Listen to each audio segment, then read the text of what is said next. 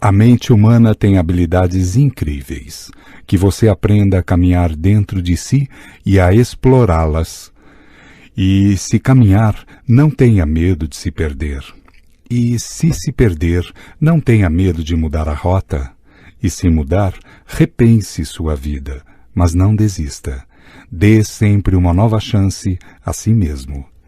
Que este livro possa contribuir para que você entenda que mentes brilhantes não são privilégio de heróis nem de gênios, mas de mentes dispostas a serem treinadas. Introdução. Somos a única espécie em meio a milhões na natureza que pensa, tem consciência de si mesma e escreve sua história.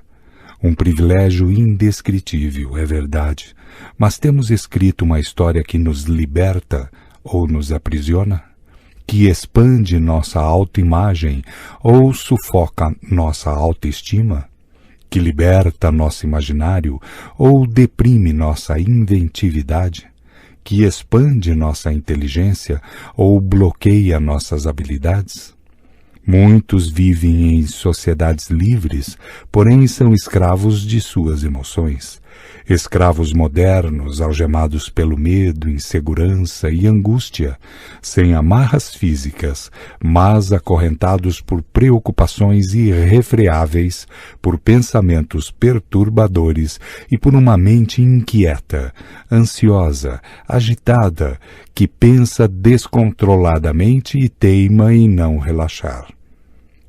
O grande desafio das sociedades modernas não é ter espaço para protestar, ambiente para expressar suas ideias e condições para consumir produtos e serviços. Não. O grande desafio é treinar nossa mente para ser livre e tranquila num dos territórios mais difíceis de se explorar do universo, o planeta psíquico. Tão próximo e tão distante. Desconheço o quanto você já explorou esse planeta, mas sei que a maioria de nós vive na superfície, não penetra nas camadas mais profundas da mente.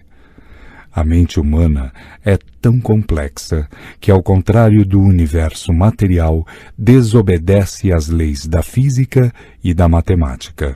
Só para exemplificar, para alguns, os elevadores são uma aventura, para outros, um cubículo sem ar.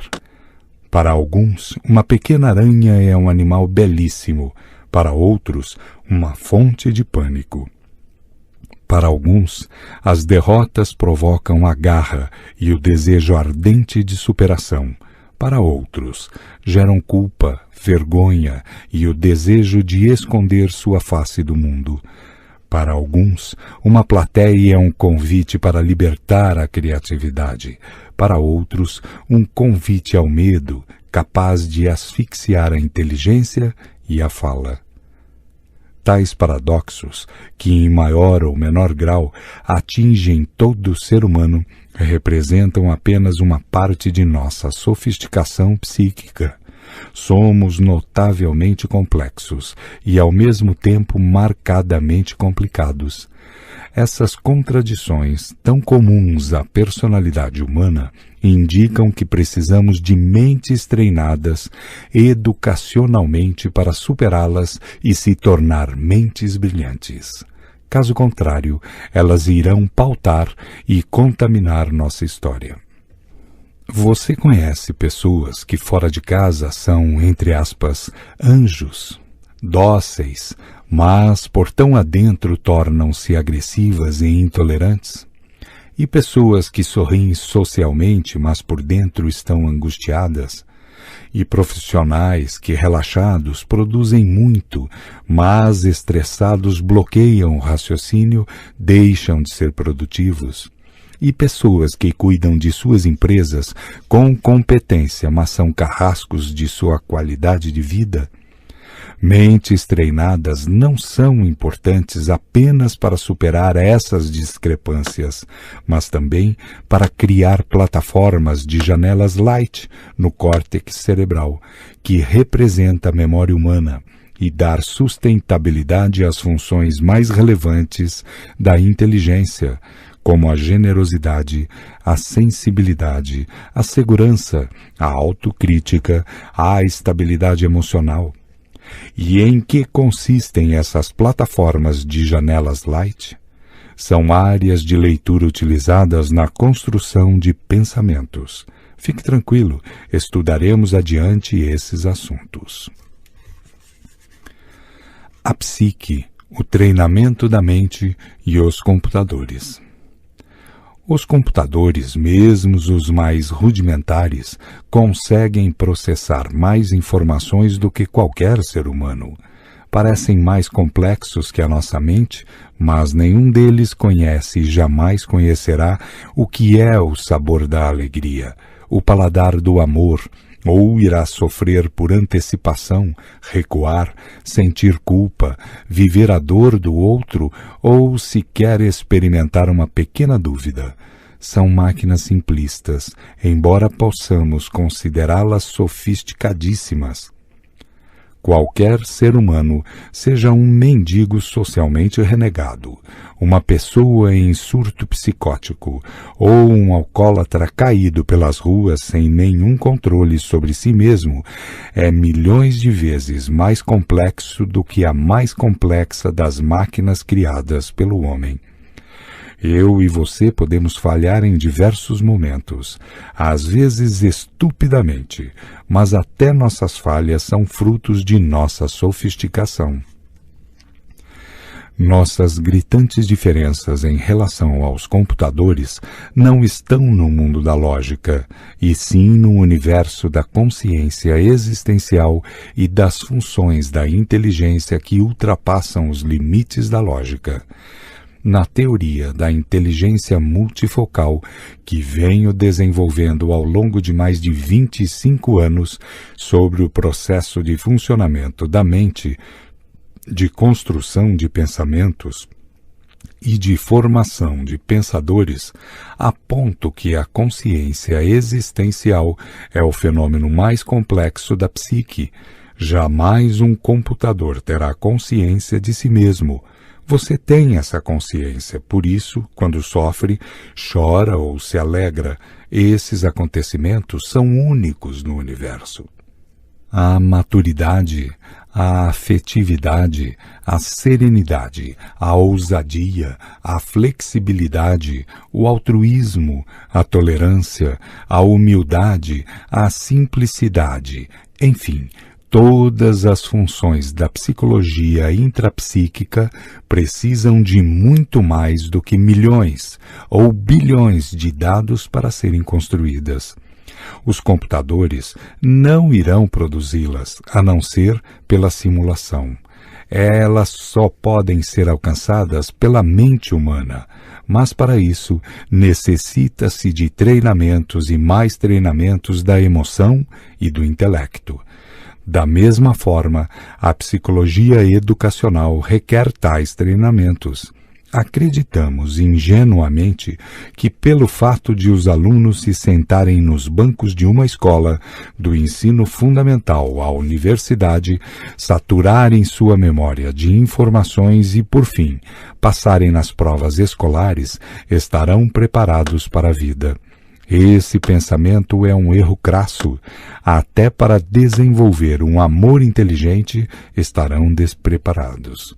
Entulhar informações na memória os prepara para ser estressados para a vida, pois informações não elaboradas aceleram, como veremos, os pensamentos e expandem a ansiedade. Mentes aceleradas ou agitadas destroem a tranquilidade, o prazer, o encanto. Talvez estejam preparados para ser executores de tarefas e consumidores, mas não pensadores que lapidarão a si mesmos e a sociedade. Devemos estar conscientes de que os treinamentos propostos aqui têm de ser trabalhados continuamente. Na mente humana, nada se incorpora num passe de mágica, numa leitura rápida ou numa palestra. É necessária uma trajetória de exercícios de semanas, meses e anos. Na psicologia interpessoal, que estuda as relações sociais, o exercício psíquico é igualmente importante. Quantos pais não têm a intenção de ser mais calmos com os filhos, professores menos ansiosos com seus alunos, executivos mais sociáveis e criativos em suas empresas, amantes menos críticos e mais distribuidores de elogios, mas falham? Talvez 80% de nossa vontade de mudar resulte em nada. Que bom seria se em todas as escolas do mundo, inclusive nas judaicas e palestinas, os alunos treinassem seu eu, para entender que toda escolha envolve perdas, que o objetivo da maturidade psíquica é mais do que ganhar a discussão, é ganhar, entre aspas, ou conquistar o outro. Uma mente mal treinada pode transformar as relações sociais num inferno interminável. Equipar o eu, entre aspas, produz mentes brilhantes. Estou sempre afirmando que meus livros não são de autoajuda ou motivação. Os livros de autoajuda, em tese, não nos levam a compreender nosso psiquismo, penetrar em camadas mais profundas do funcionamento da mente, produzem mensagens positivas e orientações que raramente resistem ao calor dos problemas da segunda-feira. Mentes Brilhantes, Mentes Treinadas é um livro de divulgação científica, fundamentado na teoria da inteligência multifocal. Portanto, é uma obra de aplicação psicológica, sociológica, filosófica e educacional, que estimula a arte de pensar, a consciência crítica e procura fornecer ferramentas para o treinamento psíquico. Na psicologia intrapsíquica, até os tão famosos fenômenos amor e felicidade precisam de treinamento, de equipamento para serem produzidos. Por exemplo, não são poucos os casais que desenvolvem uma paixão doentia que os controla e os asfixia, e não um amor inteligente que os liberta, fundamenta o prazer, as trocas serenas. Há casais que discutem a vida toda porque seu objetivo é ganhar a guerra da discussão, e não um ao outro. Há mais mistérios entre paixão e o amor inteligente do que imagina nossa vã psicologia, assunto que discutiremos intensamente nos 2 primeiros capítulos. Eles dizem que se amam, mas o saldo emocional é negativo. Muitos intelectuais caem nessa armadilha, não treinam e não sabem amar. Equipar o eu para exercer seus papéis fundamentais como gestor da psique, como protetor da emoção, como libertador da criatividade, como promotor das habilidades da inteligência, é fundamental. No entanto, em que escola se fala sobre o eu como gestor da psique? Em que universidade se fala do eu como protetor da emoção? Permita-me perguntar, você tem protegido sua emoção ou ela é um barco à deriva, sem bússola? Provavelmente você não admitiria que um estranho invadisse seu carro ou casa sem uma grande reação. Mas talvez permita que os estímulos estressantes invadam algo infinitamente mais caro e mais importante que seus bens materiais, o território de sua emoção. É importante fazer seguro daquilo que temos de valor, porém, não é a emoção o nosso bem maior? Como equipá-la? Que ferramentas usar? Quantas vezes uma mísera crítica, uma tola preocupação, uma débil ofensa estraga nosso humor e promove a irritabilidade? Todos nós queremos uma mente saudável, regada de prazer, livre, segura, resiliente, criativa, mas frequentemente a deixamos inadequadamente solta. Mentes tímidas, agitadas, ansiosas, imaturas, pessimistas, fóbicas, entre parênteses, amedrontadas, flutuantes, depressivas são consequência dessa falta de treinamento, gestão e proteção. Este livro é uma nova edição de Mentes Brilhantes, Mentes Treinadas. Apesar de ser um dos livros mais lidos no país, resolvi ampliar a primeira edição e disponibilizar mais ferramentas.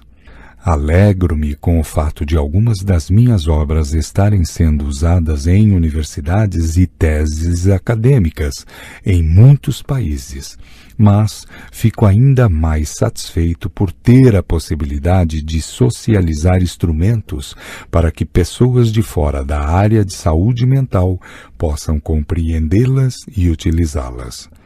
Contribuir com a saúde psíquica, o desenvolvimento da inteligência e o prazer de viver dos leitores é o maior presente. Jamais devemos esquecer que ser autor de nossa própria história é nosso mais solene direito e nosso mais importante desafio. Sumário. Capítulo 1. O amor inteligente e as mentes brilhantes. Pasta 1. Capítulo 2. Mentes treinadas para amar e se relacionar. Pasta 2. Capítulo 3. Mentes despreparadas. Pasta 3. Capítulo 4. Mentes que se autoconhecem. Pasta 4. Capítulo 5. Mentes agitadas. Pasta 5. Bibliografia. Pasta 6. Pasta 1. Capítulo 1. O amor inteligente e as mentes brilhantes. O amor versus a razão. A mente humana é como um pêndulo de um relógio que flutua entre a razão e a emoção.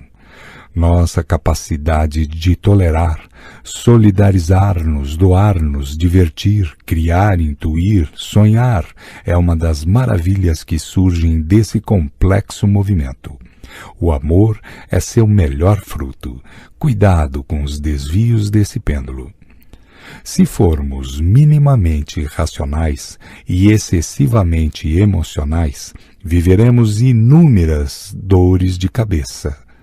Construiremos nossos próprios conflitos, sentiremos medo diante de pequenas coisas, ansiedade por fatos que ainda não aconteceram, perturbações por fantasias estúpidas, angústia pelas críticas e opiniões alheias.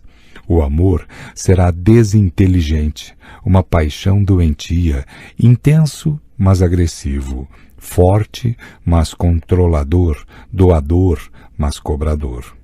O amor desinteligente é desfocado, reduz a capacidade de fazer escolhas e retrai a arte de aprender.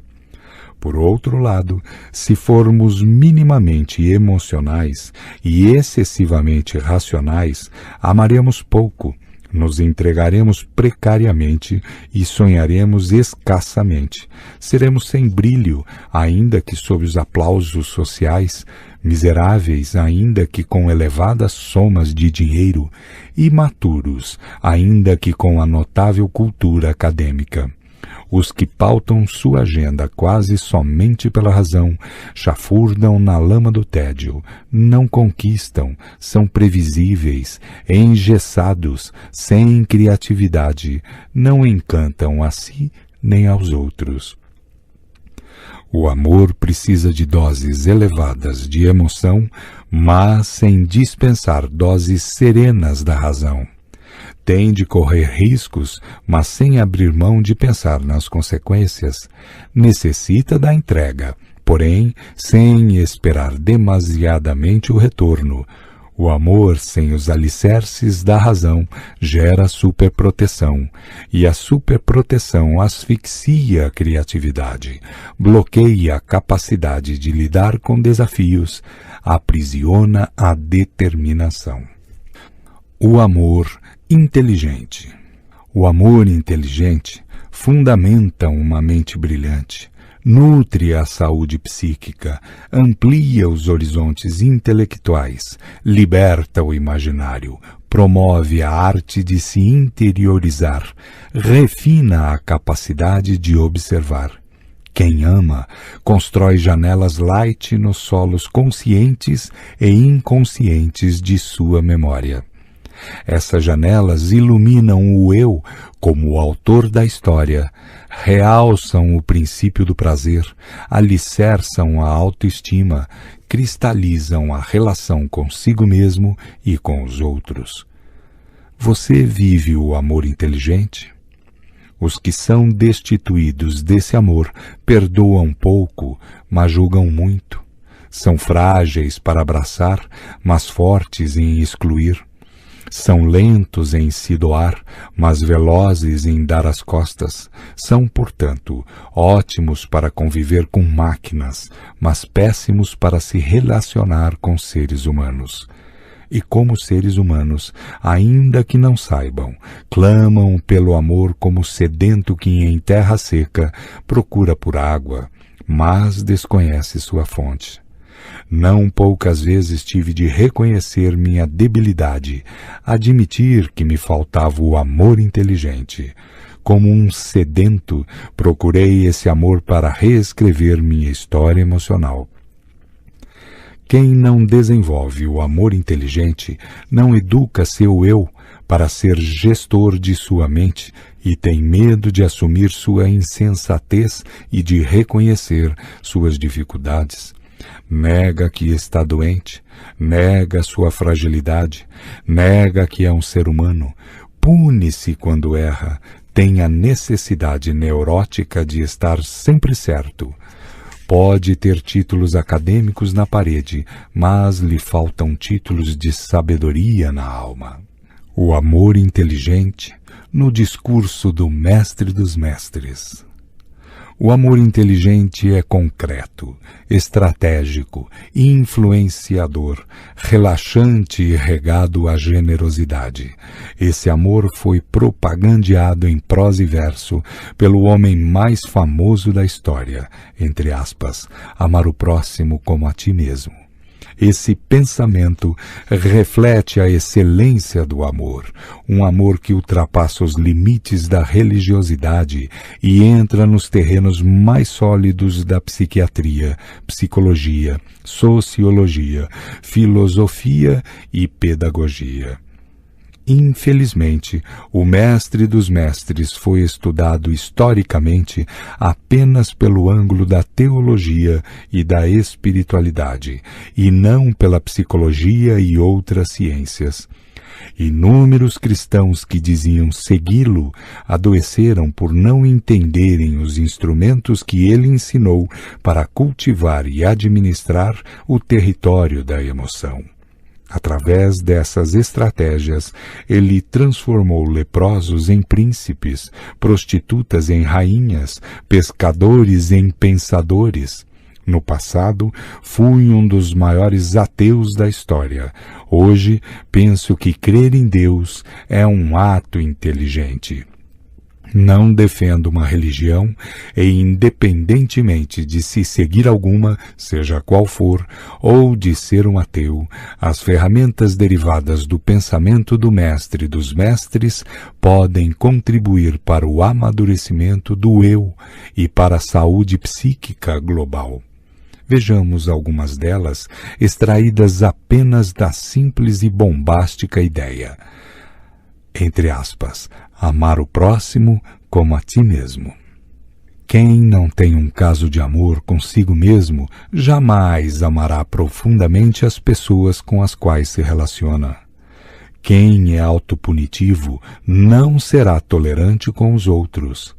Quem cobra demasiadamente de si será superexigente com os demais. Quem não respeita seus finais de semana nem sua cama será um propagador de ansiedade. Dificilmente ensinará quem ama a relaxar.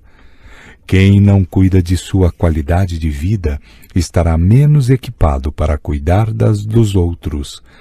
Quem é carrasco de si mesmo dificilmente será generoso com as outras pessoas.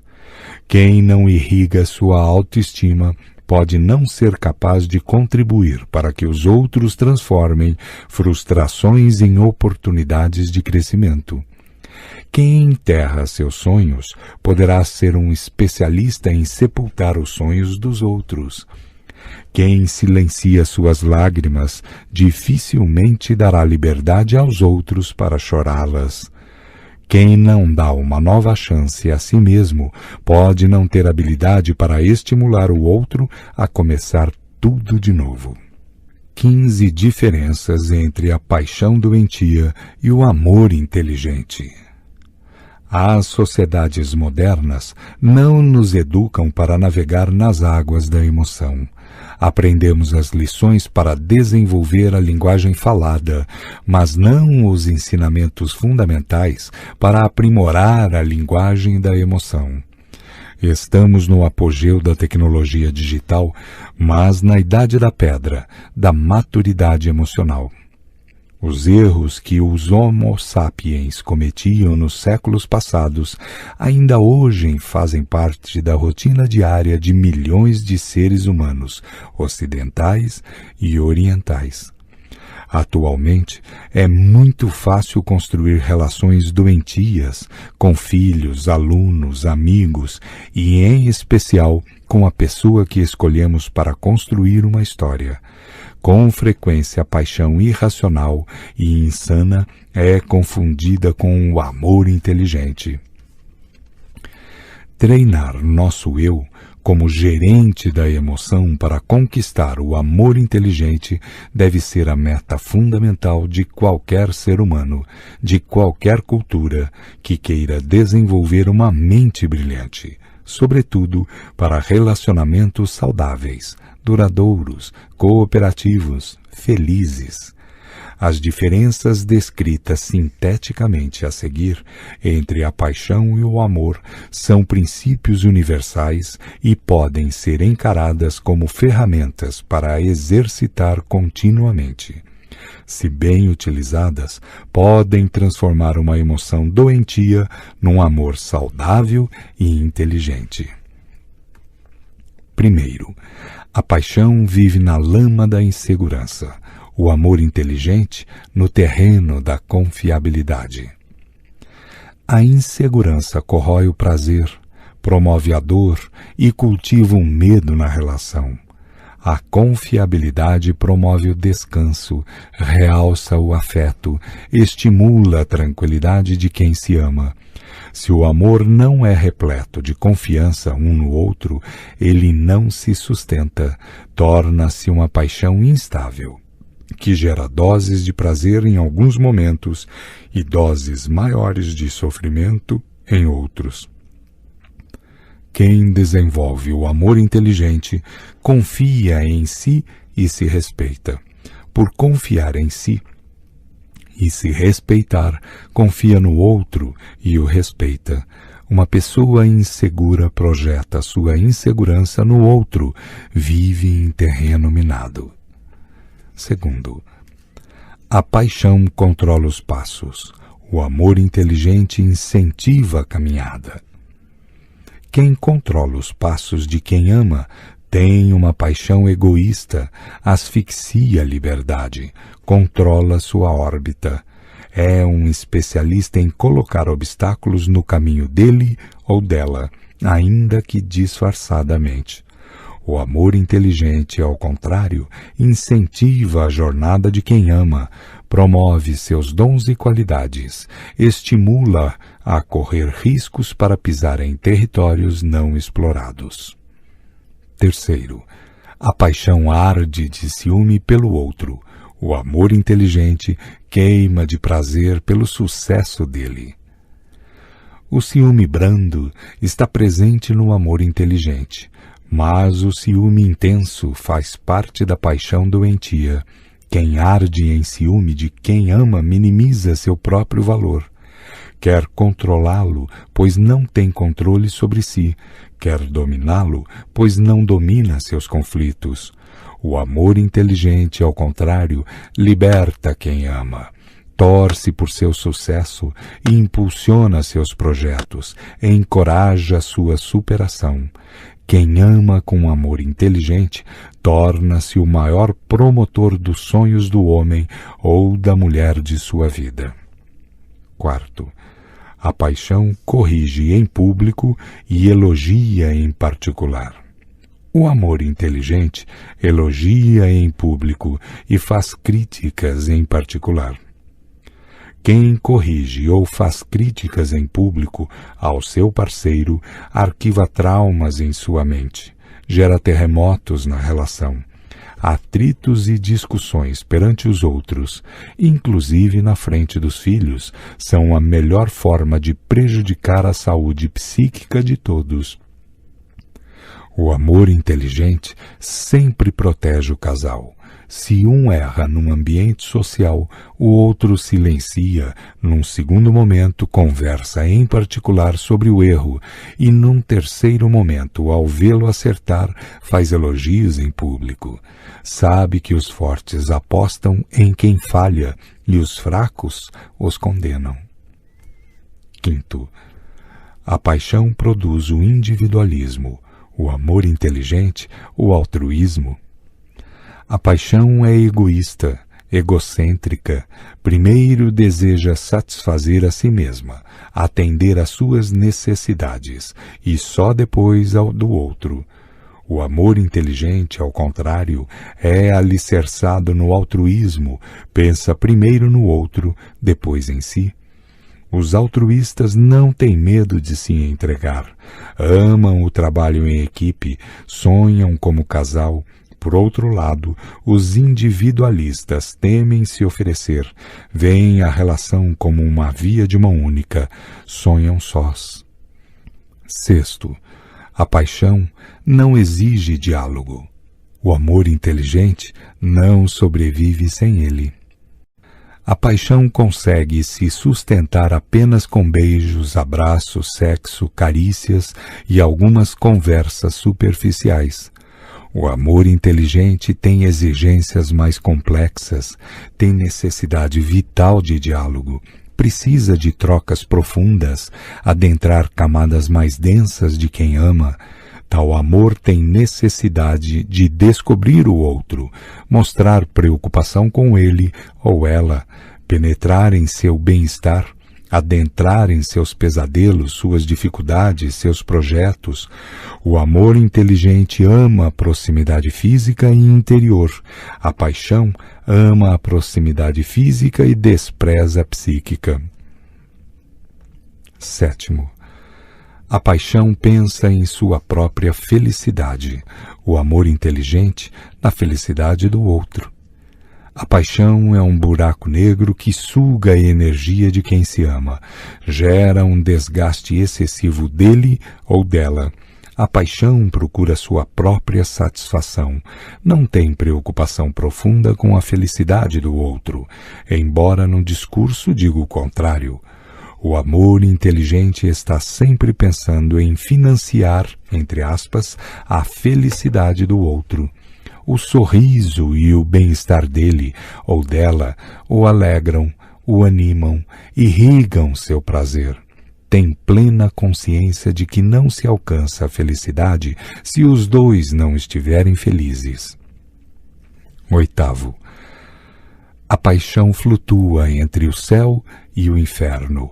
O amor inteligente é estável, mesmo diante das contrariedades. A pessoa que vive uma paixão doentia tem reações extremadas. Num momento expressa ser a mais sensata, noutro a mais irracional. Num momento derrete-se de afeto, noutro de raiva e críticas obsessivas. Num momento revela tranquilidade, noutro agressividade. Viver com ela é pisar em ovos, nunca se sabe como ela estará. O amor inteligente, ao contrário, tem estabilidade, ainda que atravesse vales e montanhas, crises e dificuldades. Suas mudanças não são bruscas nem devastadoras. Ele resiste às contrariedades. Tem maturidade para dizer: vamos recomeçar. Tem coragem para dizer: eu errei. Tem sensibilidade para expressar: eu te amo e preciso de você. O amor inteligente é estável como as planícies, a paixão instável como um vulcão. 9. A paixão se nutre de ansiedade, o amor inteligente de tranquilidade. A paixão, em consequência do controle, das cobranças, do ciúme ardente, nutre a psique com ansiedade, inquietação, estresse. Promove, portanto, cefaleia, fadiga, insônia. O amor inteligente, por pautar-se pelo diálogo, ser generoso e participativo, nutre a psique com oásis da tranquilidade. A paixão tem a necessidade neurótica de mudar o outro. O amor inteligente sabe que ninguém muda ninguém, a não ser a própria pessoa. Excelentes romances têm fins trágicos, não por falta de afeto, mas por causa das labaredas do confronto e dos atritos que pouco a pouco dominam a relação. Romances duradouros e inteligentes são cultivados nos solos da serenidade e da paciência. 10. A paixão se desespera diante das tempestades. O amor inteligente lança suas raízes nas crises. A paixão se amedronta diante das tormentas, se desespera, cria rupturas diante dos conflitos que o casal atravessa. O eu que ama com um amor inteligente vê, em meio à tempestade, a chuva, mistura as gotas do céu com as gotas de lágrimas para irrigar suas raízes mais profundas. A paixão doentia tem a necessidade neurótica de estar sempre certa, enquanto o amor inteligente pede desculpas sem medo. Reconhece erros e luta pela relação. Tal amor se acalma, silencia-se, espera a poeira baixar para depois tocar nos problemas e resolver os conflitos. 11. A paixão produz rompimentos traumáticos. O amor inteligente refaz trajetórias. A paixão é brusca, tosca, agressiva, embora pareça melosa e saturada de mimos. No fundo, por todos os elementos já descritos, a paixão esconde uma bomba prestes a explodir, e quando o faz, causa traumas dramáticos. O amor inteligente está sempre aberto para começar um novo capítulo. Aqueles que o desenvolveram sabem que não existe almas gêmeas e nem pessoas perfeitas. Sabem também que respeitar os limites de cada um e usar a arte da compreensão são ferramentas fundamentais para irrigar o mais excepcional prazer na relação. 12. A paixão cobra mais do que se doa. O amor inteligente doa-se mais do que cobra. O eu que vive uma paixão doentia se entrega, mas essa entrega é sufocante, pois a fatura que cobra é altíssima, exige doses elevadas de retorno. O amor inteligente doa-se com sabedoria, é intenso, mas brando em cobrar, é forte, mas generoso ao corrigir, é profundo, mas relaxante diante das crises. Quem ama com esse amor não perde a identidade, e por não perdê-la, não exige muito de quem ama. Sabe que o retorno do outro nasce no terreno da espontaneidade e não no da pressão. 13. A paixão abre janelas killer na mente de quem ama. O amor inteligente, janelas light. A paixão doentia diminui, humilha e inferioriza, compara quem se ama com outros, produz, portanto, janelas killer, que são zonas de conflito registradas, privilegiadamente no córtex cerebral, em especial nas regiões do inconsciente. Killer quer dizer assassino, metaforicamente, janelas killer assassinam, entre aspas, a liderança do eu, bloqueiam nossa tranquilidade, o prazer de viver, a liberdade, a análise crítica, o raciocínio esquemático. A paixão doentia é uma fonte de doença emocional. O amor inteligente, por sua vez, produz janelas light, exalta, promove, incentiva, aplaude. Essas janelas estimulam a criatividade, a determinação, a liberdade, a sensibilidade. O eu que treina sua emoção para desenvolver um amor inteligente torna-se excelente distribuidor de elogios. Não perde uma oportunidade de exaltar uma comida gostosa, um olhar, um sorriso, a cor dos cabelos, uma atitude bem colocada. Por plantar diariamente janelas light, transforma-se num jardineiro do psiquismo de quem ama, seja de seu parceiro ou parceira, seus filhos, alunos, amigos. O amor inteligente é fonte de saúde psíquica. 14. A paixão aprisiona os apaixonados. O amor inteligente os liberta. A paixão restringe o mundo dos apaixonados, confina-os num mundo pequeno e particular. Os amigos diminuem, os projetos se contraem, as relações sociais ficam escassas, a alegria evapora-se, o interesse pelo crescimento profissional se reduz. O amor inteligente expande o universo dos amantes, multiplica os amigos, os sonhos, as oportunidades, o crescimento pessoal. 15. A paixão não admite a hipótese da perda. O amor inteligente dá a liberdade para o outro partir, pois sabe que o medo acelera a perda. A paixão não admite a dor da separação. Persegue, pressiona, implora para que ele ou ela fique. Chora, desespera-se, deprime-se, pensa em morrer ou até em matar, se o outro se for.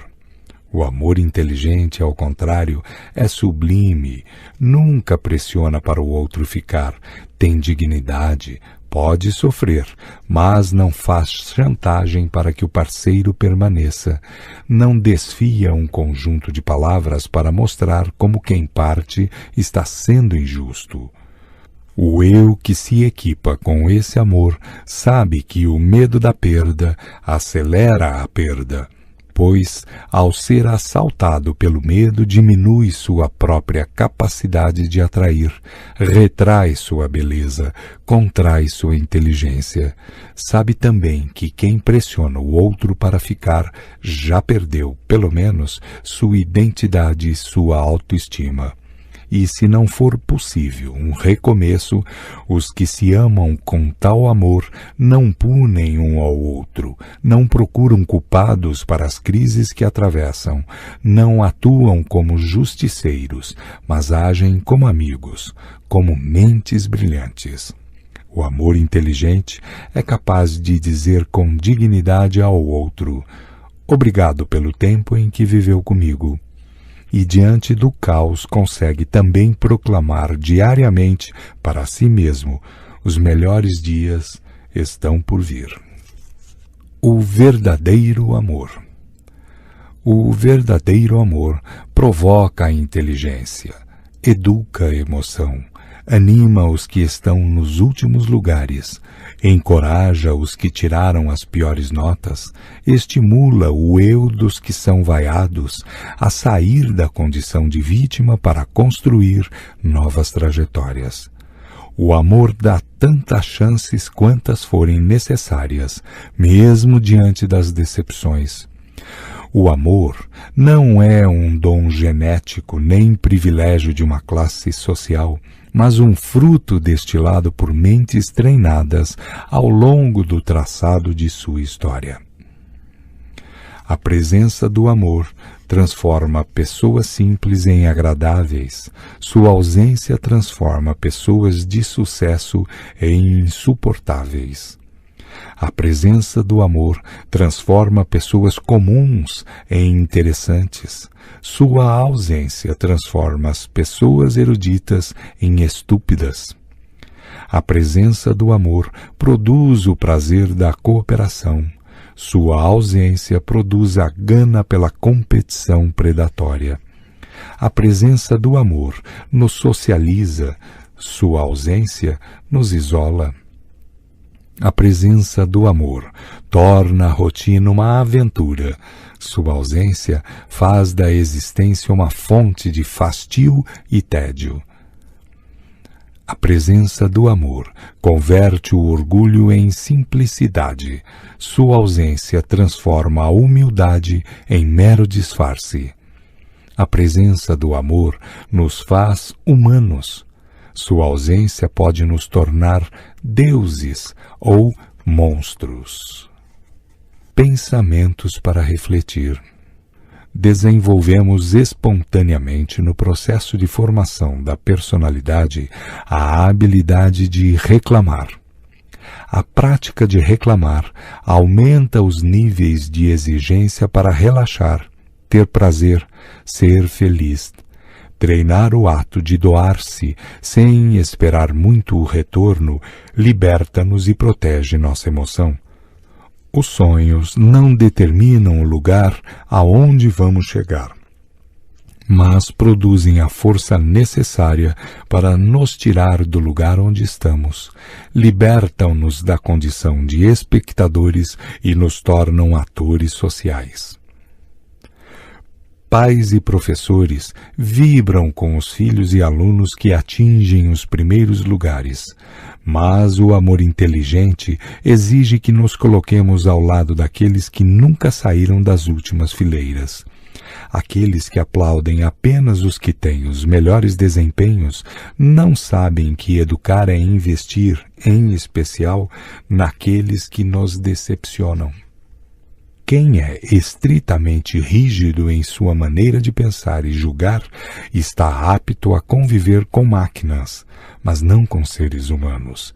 Quem quer conviver saudavelmente com pessoas deve aprender a diminuir as expectativas e aumentar sua capacidade de flexibilidade, a não ser que queira infartar cedo. A emoção torna o ser humano completamente diferente das máquinas. Um supercomputador não tolera falhas. Um ser humano que amadurece aprende a tolerá-las. Quanto mais aumenta a memória de um computador, mais se expande sua complexidade. Quanto mais se amplia a capacidade de amar de um ser humano, mais aumenta sua simplicidade. Um supercomputador que produz novos dados desconhece a palavra dúvida. Um ser humano que produz novas ideias não sobrevive sem elas. Pasta 2. Capítulo 2. Mentes treinadas para amar e se relacionar. Treinamentos psíquicos complexos. Aqueles que desconhecem um amor inteligente, ainda que tenham recursos para comprar o que quiserem e quando quiserem, viverão de migalhas, migalhas de afeto, paciência, sentido de vida. Mendigarão o pão do prazer, da amizade, da ternura. Serão gigantes por fora, mas tímidas crianças por dentro. Alguns tentarão compensar seu empobrecimento emocional cultivando as próprias vaidades. Se cuidam mal de si mesmos, como pensarão na próxima geração? Se destroem o ecossistema de sua mente, como darão atenção aos ecossistemas da natureza? Se não procuram viver em harmonia com seus pensamentos, se aquecem seu cérebro com excesso de preocupações, como se preocuparão com o aquecimento global? Discorremos sobre o amor inteligente no capítulo anterior. Agora, precisamos avançar para descobrir alguns segredos emocionais e intelectuais que, na realidade, são intricados treinamentos capazes de contribuir para desenvolvê-lo. Primeiro, enxergar o destino não é inevitável, mas uma questão de escolha. Sim, há fatos e circunstâncias que não controlamos, mas o drama e a comédia, os aplausos e as vaias, os sucessos e os fracassos estão ligados em grande parte a nossas decisões, atitudes, caminhos traçados. Quem acredita em destino torna-se um conformista, um supersticioso que crê em sorte e azar, um especialista em reclamar. Os conformistas transformam-se em pessoas conquistadas e não conquistadoras. Os ativistas, ao contrário, convertem-se em líderes capazes de transformar erros em acertos, lágrimas em sabedoria, fracassos em etapas a serem superadas. Quantos não vivem na lama do conformismo? Diariamente temos de fazer escolhas para apagar as chamas do ciúme, reciclar o autoritarismo, criticar o controle que exercemos sobre os outros e repensar a necessidade neurótica de fechar os olhos para nossas fragilidades. Segundo, treinar a emoção para agradar e ser agradável. Há prazer em ganhar dinheiro, mas não há prazer maior do que construir relações sociais regadas à singeleza e espontaneidade. Os melhores momentos de muitas celebridades não são aqueles em que estão focalizadas pela mídia, mas quando se sentem simplesmente humanas entre os que as amam. Há alegria em viajar por lugares turísticos, mas não há paisagem mais alegre do que estimular uma pessoa a viajar para dentro de si mesma e sorrir.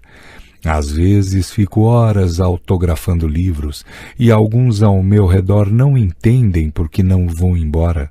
Não sabem que o sorriso de uma pessoa, por mais simples que seja, me valeu por toda a noite. Há satisfação em ser socialmente aplaudido, mas não há maior prazer do que contribuir para a qualidade de vida do outro anonimamente, oferecer-lhe um pequeno olhar, um abraço, um encorajamento fora dos holofotes sociais.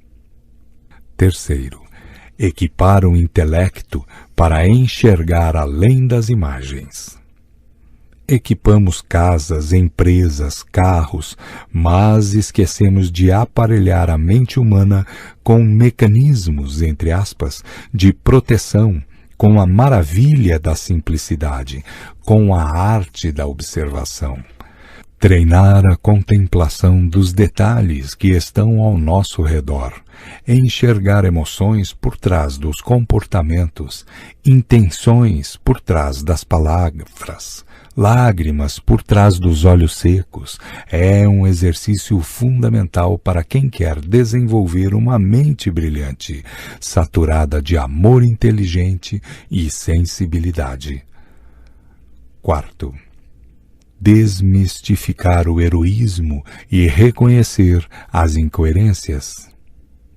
Quem não erra algumas vezes, mesmo na área em que isso é perito, quem não tropeça diante do novo, quem não é incoerente em determinados momentos, ainda que lutando para ser racional, quem não recua perante certas ameaças, quem não pensa tolices ou não sofre antecipadamente por imaginar dramáticas situações no futuro. Devemos treinar, entrar em contato com nossa humanidade como um sedento procura por água. Sem esse treinamento, perdemos a essência, Deixamos de ser humanos, sobra-nos o resto: dinheiro, títulos, poder, status. O amor inteligente só é nutrido quando banimos o heroísmo, reciclamos nosso gigantismo, eliminamos a tonalidade autoritária das palavras, pressões, chantagens.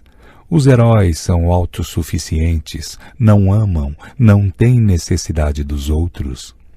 Quinto, treinar a arte de pedir desculpas e a arte de desculpar. O amor inteligente requer um exercício intelecto-emocional que vai contra o movimento das sociedades modernas e sua poderosa indústria do sucesso. Aprender a se fazer pequeno para tornar os pequenos grandes. Para isso, pede desculpas sem medo e desculpa os outros sem maiores exigências. Ele jamais diminui os outros para se exaltar. Não poucos se alegram, ainda que disfarçadamente, com as desgraças e os fracassos dos demais. Utilizam esse instrumento para diminuir o peso de suas mazelas. Se conhecessem camadas mais profundas da emoção, entenderiam que o amor inteligente cresce quando recolhemos os dedos que acusam e estendemos as mãos que apoiam. Esse amor alicerça relacionamentos saudáveis entre pais e filhos, professores e alunos, casais, amigos. A ausência do amor torna jovens idosos e sua presença leva idosos ao florescer da juventude. Pais e filhos, calados vivem, calados se distanciam. O amor jamais pode ser ocultado, escondido, camuflado. Há pais que nunca disseram a seus filhos: "Eu te amo. Você é muito importante para mim. Não desista, vá em frente, você pode conseguir."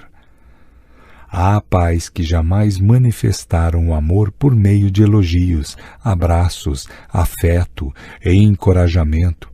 Jamais comentaram sobre seus fracassos para que seus filhos entendam que ninguém é digno do sucesso se não usar suas derrotas para conquistá-lo.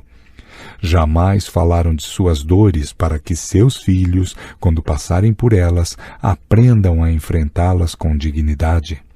Calados vivem, calados se distanciam, embora vivam no mesmo espaço físico.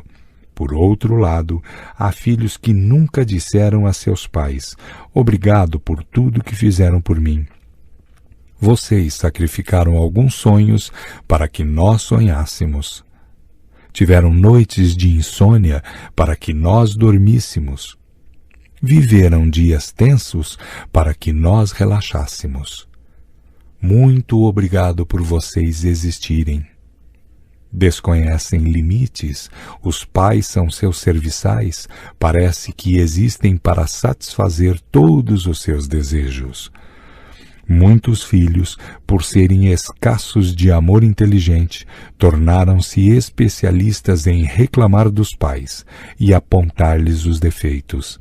Esquecem que não poderão um dia exigir de seus próprios filhos o que não deram a seus pais. O agradecimento é um dos pilares mais sublimes do amor. Quem não treina seu eu para agradecer tem grande chance de ser um adulto insatisfeito e autoritário. Terá enormes dificuldades de trabalhar em conjunto, cooperar, participar. Amantes, não há, entre aspas, felizes para sempre. Se você não quiser experimentar frustrações ou decepções, é preferível ficar longe do amor, pois se amar, deve saber que, por melhor que seja a relação, um dia haverá desapontamentos inesperados, expectativas não correspondidas e reconhecimentos tardios. Se procuramos pessoas perfeitas para amar, é melhor permanecermos ilhados, porque elas não existem. Por vivermos com seres imperfeitos, precisamos aprender a conquistar, superar obstáculos e contornar limites. Há homens que nunca equiparam seu eu para dizer para a mulher de sua vida: o que posso fazer para torná-la mais feliz? Ensine-me a amá-la. Onde falhei com você e não percebi? São heróis entrincheirados com temor de se expor. Têm medo de ser dóceis e generosos. Falam de tudo, mas não de si mesmos. Sua capacidade de amar está fragilizada e fragmentada. Do outro lado, há mulheres que jamais perguntaram ao homem de sua vida: quais são seus sonhos? O que eu posso fazer para irrigá-los? O que torna você feliz? Como posso contribuir para deixá-lo mais tranquilo? Elas reclamam da alienação e da insensibilidade deles, mas não sabem desarmá-los, não entendem que dentro dele existe uma criança querendo respirar.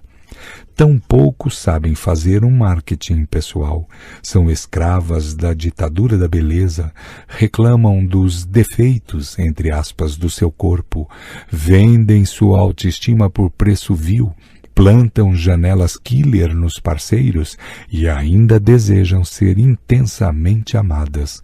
Só Hollywood faz um filme desses. Homens e mulheres querem o perfume das flores, mas não têm coragem de sujar suas mãos para cultivá-las. O amor é a mais delicada planta do território das emoções. Sem cuidado, não sobrevive. Sem proteção, não resiste aos invernos do processo existencial. O amor dos romances, o felizes para sempre, entre aspas, não tem eco nas páginas da psicologia nem nos textos da sociologia. Se você não for capaz de treinar seu eu para revelar seus sentimentos, terá grande chance de levar para o túmulo o melhor tesouro que possui. Pensamentos para refletir. Os olhos da face enxergam comportamentos visíveis. Os olhos altruístas, o que está por trás deles. O amor inteligente enxerga as qualidades que as imagens não revelam, garimpam ouro nos solos rochosos dos outros. Tudo em que cremos nos controla. Se você crê que é incapaz, que não tem habilidades para se superar, capacidade de transpor suas dificuldades, e isso o dominará. A arte da dúvida é o melhor remédio contra as falsas crenças. Jamais peça que alguém ame você. Jamais peça que alguém reconheça seu valor. Amor, admiração e respeito são construídos, sem pressão, no terreno insubstituível da liberdade. Encante as pessoas que o rodeiam, surpreenda-as com atitudes inesperadas, diga palavras que nunca usou. Desse modo, descobrirá que o amor e a admiração são frutos espontâneos das janelas que construímos na mente dos outros. Muitos são preocupados com o colesterol, mas não com sua dieta emocional. Preocupam-se em malhar numa academia, mas não em exercitar seu eu para gerenciar seus pensamentos. São responsáveis em proteger seu carro, casa e empresa, mas não em proteger sua mente. Não admitem conviver com o lixo de fora, mas não se preocupam se os estão acumulando dentro de si. A felicidade plena e estável não existe no terreno da psicologia nem no da psiquiatria.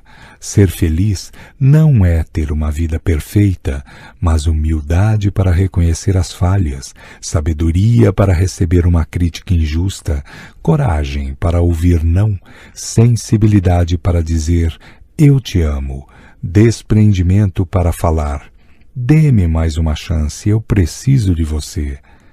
A felicidade não é produto do destino ou de uma pessoa geneticamente privilegiada, mas de treinamento psíquico diário. Pasta 3. Capítulo 3. Mentes despreparadas. Um mundo incompreensível. Choramos ao nascer sem compreender o mundo em que entramos. Morremos em silêncio sem entender o mundo do qual saímos. A brevidade da vida é espantosa e os fenômenos que a envolvem são admiráveis. No entanto, poucas pessoas prestam atenção ao curto parêntese do tempo em que vivemos. Toda vez que assisto a um filme produzido há décadas, me pergunto quantos atores e atrizes ainda encenam sua vida no palco do tempo? Eles estão na tela, ativos, agindo, mas vários foram silenciados na vida. Se treinássemos nossa psique para perceber a fragilidade e temporalidade da existência humana, gastaríamos menos tempo com bobagens, frustrações, decepções, atritos. Gastaríamos mais tempo aproveitando cada hora como se fosse um momento eterno. Não há estatísticas nessa área, mas provavelmente utilizamos metade de nosso tempo com preocupações débeis e pensamentos inúteis. Ricos e miseráveis têm coisas em comum, e uma delas é que todos são pobres no banco do tempo. Por mais prolongada que seja a sua vida, ambos têm pouco estoque de tempo para viver. No banco de tempo, entre aspas, a conta sempre é baixíssima, ainda que se viva 100 anos. Todo aniversário é motivo para nos alegrarmos, mas também para nos questionarmos. Que capítulo escrevemos no ano que se passou? Que oportunidades aproveitamos para aprofundar relações? Irrigamos nossos sonhos ou cultivamos pesadelos? Como está a nossa qualidade de vida? Se fizermos essa contabilidade, dificilmente não estaremos em débito com nós mesmos. A vida é um sorvete de morango. A vida passa como um sorvete de morango que se derrete no verão. Se não formos inteligentes sob o calor do tempo, as gotas de sorvete cairão no chão e aproveitaremos pouco do seu conteúdo. Muitos empresários, economistas, advogados, médicos são ótimos para ganhar dinheiro, mas não têm tempo para desfrutar do prazer da existência. Tiveram sucesso no colateral e falharam no essencial. O sucesso é mais difícil de trabalhar do que o fracasso, e o maior risco do sucesso é a pessoa esquecer-se de si mesmo, ser uma máquina de atividade. Estou sempre repensando minha agenda para não cair nessa armadilha. Ainda ontem eu era um menino brincando, correndo pelas ruas, fazendo festa com os amigos. Hoje já vivi pelo menos 2/3 de minha existência. O tempo passou. Que tipo de cuidado eu e você exercemos a favor de nossas vidas? Você não tem a sensação de que dormimos e acordamos com essa idade? No último capítulo, estudaremos a ansiedade coletiva na era moderna e entenderemos por que, apesar de vivermos mais que os antigos, quase o dobro do tempo que os gregos e romanos, no auge da Grécia e de Roma, temos a impressão de que a vida passa numa velocidade assombrosa. Mexemos na caixa preta do funcionamento da mente, alteramos o ritmo de construção de pensamentos e toda a cadeia de percepção. Escrevemos milhões de livros sobre o universo físico e biológico, mas, como disse, sabemos pouquíssimo sobre nós mesmos, sobre o pequeno, entre aspas, e infinito mundo que nos torna seres pensantes. aprender a nos interiorizar, rever nossa qualidade de vida e a maneira distorcida como percebemos a existência é fundamental para treinarmos o eu a dilatar a percepção do tempo e irrigar o prazer de viver. Assim poderemos observar, absorver e nos encantar com milhões de itens que estão diante de nossos olhos e que não fotografamos de maneira plena, do sorriso de uma criança ao olhar de um idoso. Alguns engolem o alimento físico sem saboreá-lo, e a maioria ingere os nutrientes psíquicos rapidamente, sem digeri-los. Muitos pais conversam bastante com seus bebês quando eles ainda não falam, mas é estranho, calam-se quando eles crescem e aprendem a falar. Não expandem o tempo com eles, não me refiro ao tempo quantitativo, e sim ao tempo qualitativo, aquele em que se faz do pouco muito. Pais que são manuais de regras do que é certo e errado não treinam se soltar, brincar, dialogar, abrir sua história para seus filhos conhecerem os mais importantes capítulos de sua vida. Desculpem-me, mas o manual de regras é bom para consertar máquinas e, no entanto, completamente insuficiente para educar seres humanos. Ferramentas para dilatar, entre aspas, o tempo e a juventude da emoção. Primeiro, ser um eterno aprendiz.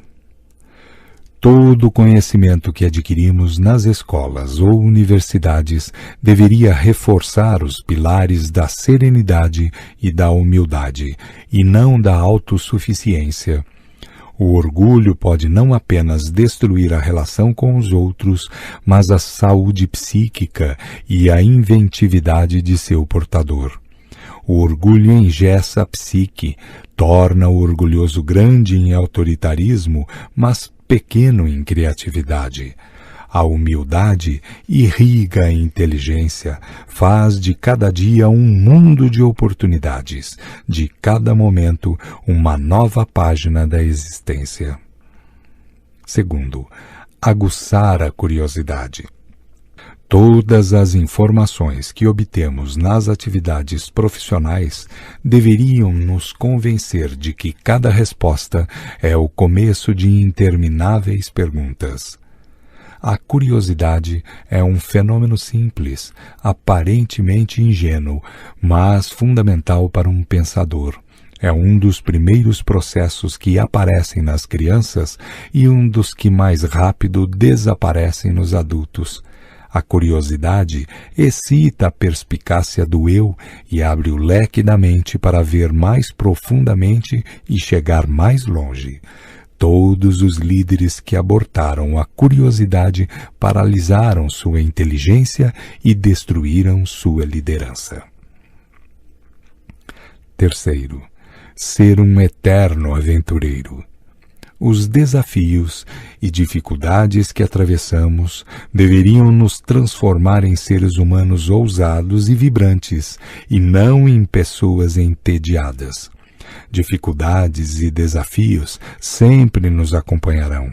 Alguns serão insuperáveis e diante deles devemos aceitar nossas limitações, pois não somos deuses. Outros serão superáveis e outros ainda suportáveis. Mas apesar da imprevisibilidade da agenda existencial, das lágrimas derramadas pelo caminho, das angústias na trajetória, o eu deve treinar ser um eterno aventureiro. Caso contrário, abre as portas para o desânimo, e o desânimo para o pessimismo, e o pessimismo para a depressão.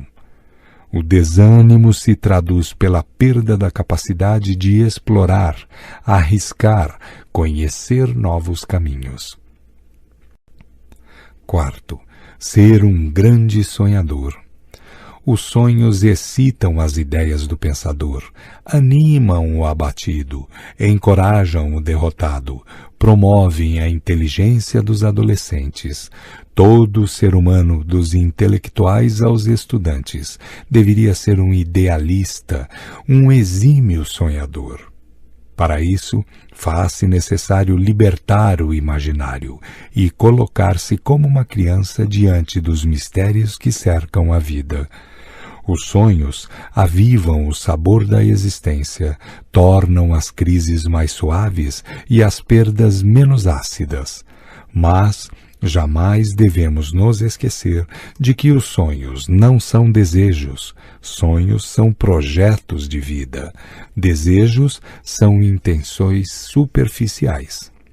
Quem treina ser um eterno aprendiz, aventureiro e sonhador, jamais envelhece psiquicamente e jamais perde sua inventividade, ainda que o corpo traga as marcas do tempo.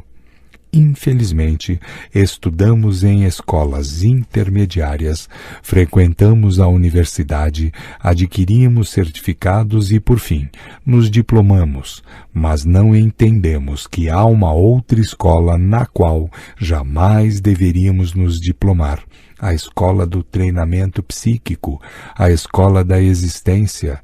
Entre os riscos dessa formatura, entre aspas, está o cárcere da rotina, da ansiedade e do autoritarismo. Veja as consequências. Despreparados para exercer o poder. Há pais que, diplomados na escola da existência, jamais admitem ser criticados por seus filhos.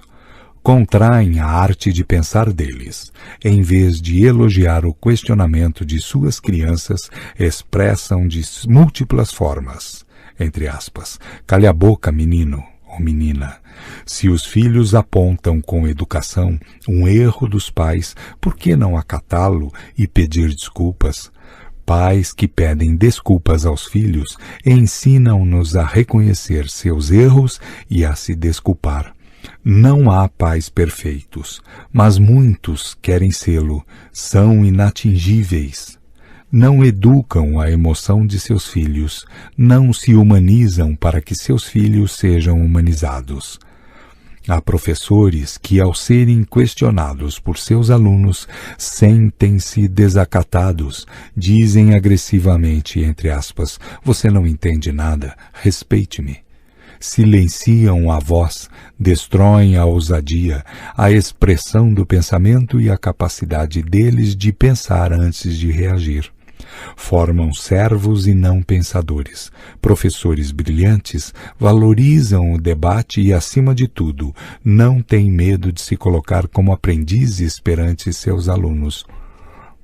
Há médicos, clínicos, psicólogos e psiquiatras que também não admitem ser contestados por seus pacientes, não aceitam que discutam diagnóstico, condutas técnicas.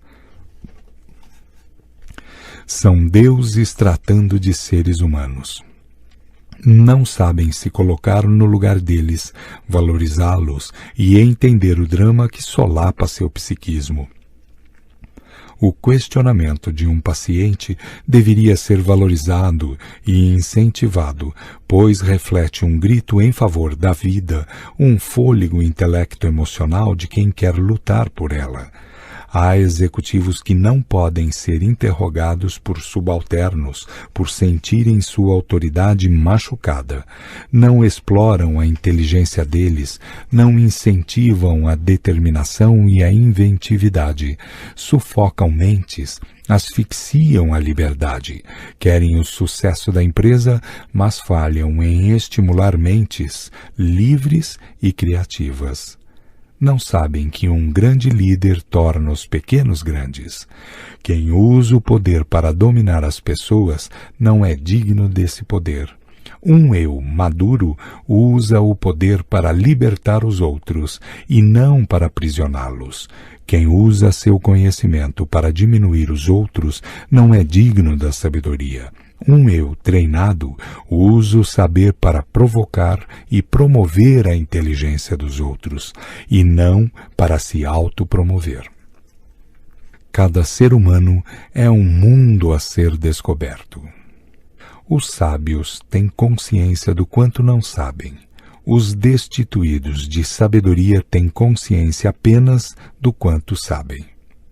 Os sábios compreendem que o mundo de fora é complexo, mas que o mundo psíquico é insondável. Quem pensar minimamente sobre como funciona a mente humana ficará perplexo. Nunca mais será o mesmo. Terá mais condições de respeitar quem pensa diferente, ainda que esses pensamentos sejam considerados incoerentes ou irracionais. Não faço um mero discurso retórico quando digo que cada ser humano possui uma mente tão fascinante que não é mais um número na multidão, mas uma estrela no teatro da vida. É o que convictamente pensa. À luz do funcionamento da mente, um mendigo e o presidente de uma nação têm a mesma complexidade. Um trabalhador braçal que vive em pleno anonimato e um ator de Hollywood que vive em pleno estrelato possuem a mesma sofisticação intelectual, mas, infelizmente, fazemos inúmeras distinções entre os humanos. Quem gravita na órbita de uma celebridade não conheceu sua própria complexidade. Admirar os outros pode ser útil, porém supervalorizá-los é inútil, ou pior, pode ser destrutivo, pois nos diminui, contrai nossa inteligência e nos faz perder a identidade. Pensamentos para refletir. Não há céus sem tempestades, nem caminhos sem acidentes. Comédia e drama, sorriso e lágrimas, aplausos e vaias, alternam-se na vida de qualquer um, sejam psiquiatras e pacientes, generais e soldados, intelectuais ou iletrados. O importante não é atravessar o caos, mas transformá-lo em oportunidade criativa. Muitos não se interiorizam porque têm medo de encontrar suas mazelas, descobrir suas fragilidades, desvendar seus medos, reconhecer sua insensatez, descortinar suas loucuras. Quem quer se conhecer precisa, em primeiro lugar, ter coragem para ser o que sempre foi, apenas um ser humano, e como tal, imperfeito e mortal. Os conformistas não sabem que a autopiedade é uma masmorra psíquica que asfixia o prazer, amordaça a liderança do eu e bloqueia a excelência intelectual e emocional. Quem se conforma com suas mazelas e tem dó de si mesmo, nunca assume suas falhas, não luta pelos seus sonhos, constrói seus alicerces psíquicos no vazio, não cresce diante da dor, nem se fortalece perante as derrotas. Há mais conformistas na sociedade do que imagina na nossa psicologia. Se as pessoas nos abandonarem, a solidão será amarga, mas tolerável. No entanto, se nós mesmos nos abandonarmos, ela será quase insuportável. Os que não procuram se conhecer vivem a pior das solidões. Serão sempre estranhos para si mesmos, forasteiros em sua própria casa. Não é possível desvendar as funções surpreendentes da inteligência sem explorar nossa psique. Quem quer conquistar um grande amor tem de reciclar seu ciúme e superar sua insegurança e seus maneirismos. Quem deseja ser um excelente estudante e um brilhante profissional precisa sacrificar alguns momentos de lazer, abandonar sua preguiça intelectual e contrair seus conformismos. Não há escolha sem perdas. Quem não estiver preparado para perder